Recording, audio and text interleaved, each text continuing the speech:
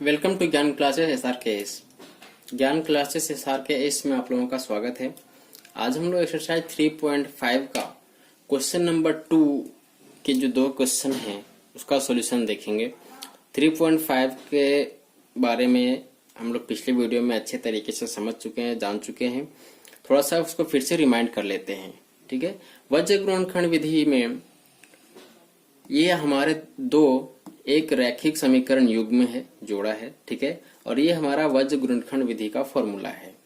ठीक है, ये हमारा वज्र गुणनखंड विधि का क्या है, फॉर्मूला है। ठीक है, और ये तीन कंडीशन हम यहाँ पे लिखे हुए थे कि कब अद्वितीय होगा, कब कोई हल नहीं होगा और कब बहुत सारे हल होते हैं। ठीक है, जब a1/a2 is not equal to b1/b2 then अद्वितीय हल होगा।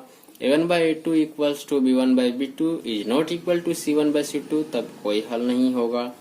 और जब a1/a2 b1/b2 और c1/c2 तीनों बराबर होगा तब बहुत सारे हल होते हैं। ठीक है, तो आज के क्वेश्चन में हम लोगों को कुछ इक्वेशंस के साथ साथ ठीक है कुछ वैल्यूज भी निकालने हैं, क्योंकि एक इक्वेशन दिया हुआ होगा और दूसरा बोलेगा कि बताइए कि वो क्या होगा। ठीक है, इस प्रकार से हम लोग चलिए पहले देखते हैं कि क्या क्वेश्चन है और किस प्रकार से इसका सॉल्यूशन होगा। साथ ही साथ अगर आप वीडियो पे इस चैनल पे फर्स्ट टाइम विजिटर है, आप फर्स्ट टाइम वीडियो देख रहे हैं तो चैनल को सब्सक्राइब कीजिए, लाइक कीजिए और शेयर कीजिए, ताकि हमारा कोई भी अपडेट आपके तक पहुंचने में दिक्कत ना हो। तो ये है हमारा क्वेश्चन। कहता है कि ए और बी के किन मानों के लिए निम्नलिखित समीकरणों के युग्म अपरिमित रूप से अनेक हल होंगे।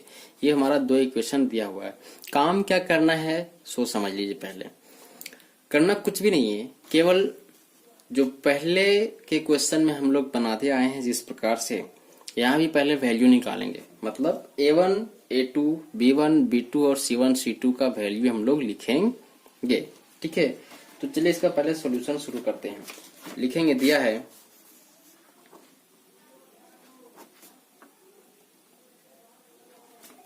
ठीक है, क्या दिया हुआ आपको, दो इक्वेशंस दिए हुए हैं जो है कि 2x + 3y = 7 and a - b x + a + by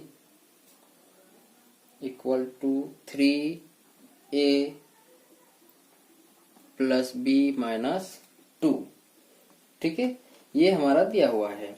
अब यहां से हम लोग लिखते हैं यहाँ a1 = 2, b1 = 3 और c1 = -7,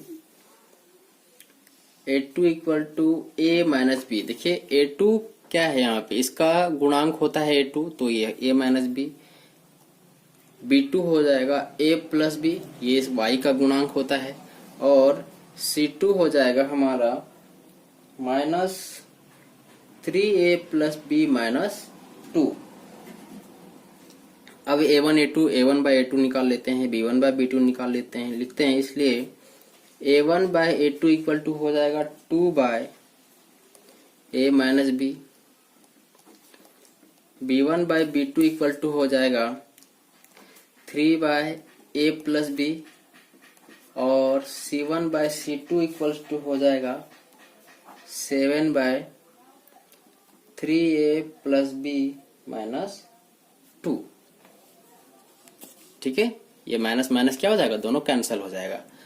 अब बोलता है कि अपरिमित हल होगा, क्या a और b का वैल्यू होगा। तो अपरिमित हल होने के लिए तीनों क्या होना चाहिए, बराबर होना चाहिए। क्योंकि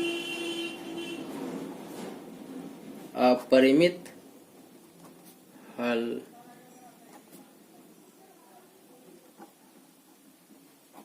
होने के लिए क्या होगा, a1/a2 =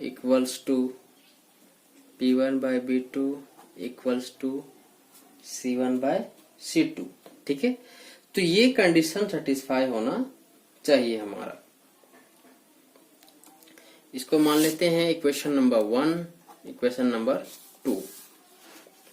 अब क्या करेंगे हम लोग, लिखेंगे a1 बाय a2। ठीक है, अब ये इक्वेट करना हम लोग शुरू करते हैं a1 बाय a2 को c1 बाय c2 से।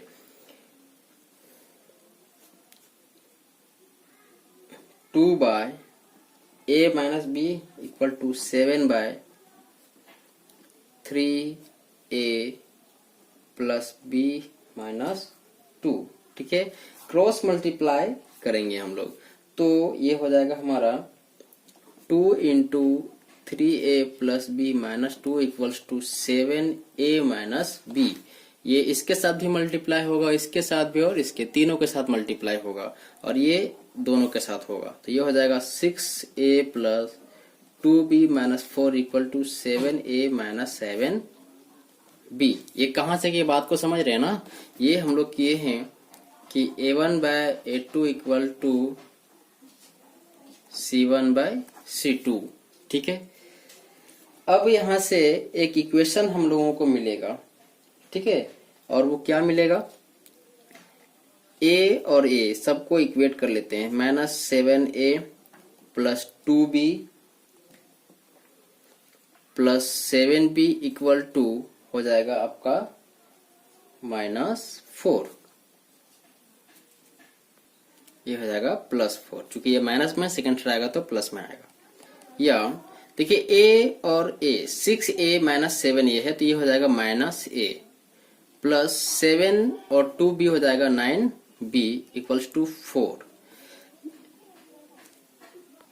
अब माइनस से इसको एक बार मल्टीप्लाई कर देते हैं, लिख सकते हैं हम लोग कि a 9b और ये -4, ये हो जाएगा हमारा इक्वेशन नंबर 3।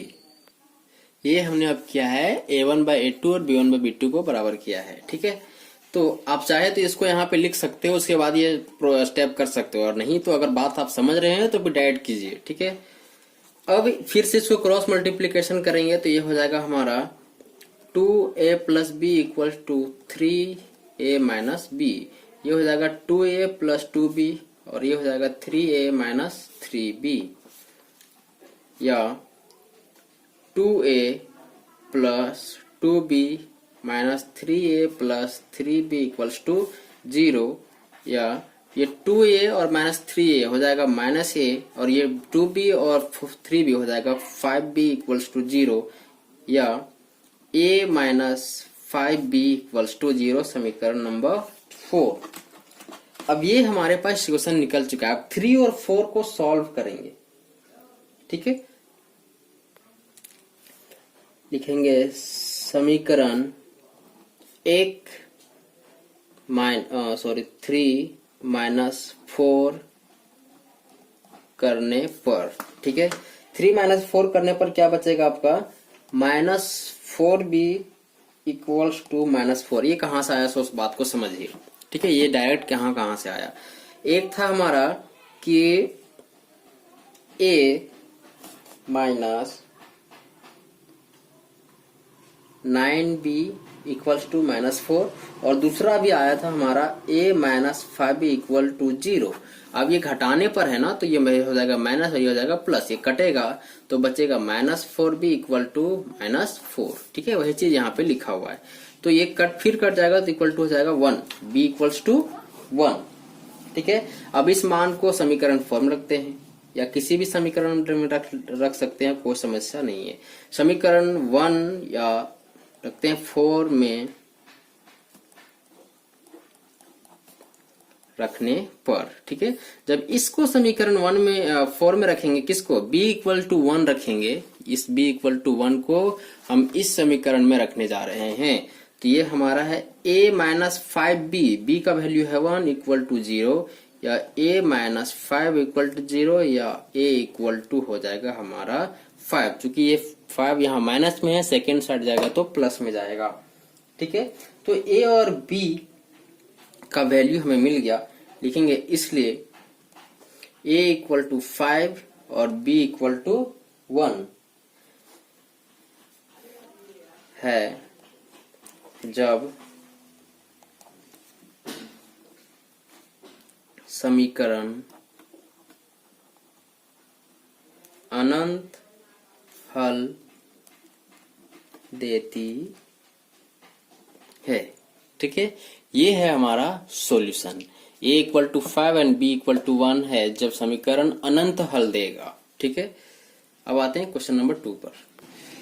सेकंड समीकरण जहां पे k का वैल्यू निकालना है उसमें दिया हुआ है हमको कि 3x प्लस वाई, ठीक है, equals -1 equals to 0 and 2k minus one plus Y into minus 2k plus 1। ठीक है, अब यहाँ पे गौर करने वाली बात है कि क्वेश्चन कहा है कि कोई हल नहीं है। ठीक है, तो उसके लिए हमको दिखाना क्या जरूरी है कि a1/a2 इक्वल टू b1/b2। अगर ये हम दिखा देते हैं तो हम जो क्वेश्चन पूछा है उसका सॉल्यूशन देने में सक्षम हो जाएंगे। यहाँ a1 equal to 3, b1 equal to 1, a2 equals to 2k minus 1, b2 equals to k minus 1। ठीक है, अब लिखेंगे यहाँ पे कोई हल नहीं के लिए। कोई हल नहीं होने के लिए क्या कंडीशन है वो पहले लिखते हैं। a1/a2 is equal to b1/b2। ठीक है, जब ये हम दिखाएंगे तो a1/a2 कितना हो जाएगा, हमारा हो जाएगा 3/2k minus 1 equal to b1/b2 1/k minus 1। ठीक है, अब यहां से जब क्रॉस मल्टीप्लीकेशन करेंगे तो ये हो जाएगा 3 into k minus 1 equal to 2k minus 1। ये 3k minus 3 equal to 2k minus 1। 3k minus 2k equal to minus 1 plus 3 या 3k minus 2k equal to 2। ठीक है, ये हमारा निकला 3k minus 2k equals to 2। ठीक है, या देखिए घटेगा तो हो जाएगा k इक्वल टू 2। तो ये k का वह मान है जब इक्वेशन में बिठाया जाएगा तो कोई हल नहीं निकलेगा। ठीक है, तो यही आपको यहीं पे आपको आंसर कर देना है। तो इस प्रकार से अगर आप पहले के जो चैप्टर्स हैं अच्छे से समझ चुके हैं तो आगे आपको दिक्कत नहीं होगा। ठीक है, और आगे का जो क्वेश्चन आने वाला है आपके जो क्वेश्चन नंबर 4 होगा वहां पे वो सारे जो टेक्निक्स हैं वो सारे यूज होंगे। साथ ही साथ कुछ क्वेश्चन ऐसा भी आएगा जहां बोलेगा कि तीनों विधि से सॉल्व कीजिए। वो तीनों विधि कौन से होंगे, प्रतिस्थापन, विलोपन और वज्र गुणनखंड विधि। क्वेश्चन साथ में यही पूछ देगा कि आपको कौन सा अच्छा लगा, तो आपको जो अच्छा लगता है वहां पे लिख देना है। दूसरा बात कि अगर क्वेश्चन में कोई विधि का बात नहीं किया है, अगर क्वेश्चन में कोई भी विधि का बात नहीं किया है तो आपको जिस विधि से ज्यादा अच्छा लगता है बनाना या फिर आप जिसको ज्यादा अच्छे से समझ चुके हो उसी विधि से बनाना है। जरूरी नहीं है कि आपको प्रतिस्थापन से ही बना देना है। जो अच्छा लगेगा, जो विधि ज्यादा समझ में आया है आपको उसी से बनाना है। ऐसा नहीं है कि जो बात समझ में नहीं आया है या फिर जो विधि में थोड़ा दिक्कत होता है आप उसी विधि को चुन लें और जब क्वेश्चन सॉल्व कर रहे हो एग्जाम में तो वहां पे फंस जाए। इसलिए जो आसान हो आपके लिए, जो आपको लगता है कि नहीं ये इसको हम अच्छे से सॉल्व कर लेंगे, आपको वही विधि चूज करना है। ठीक है, थैंक यू।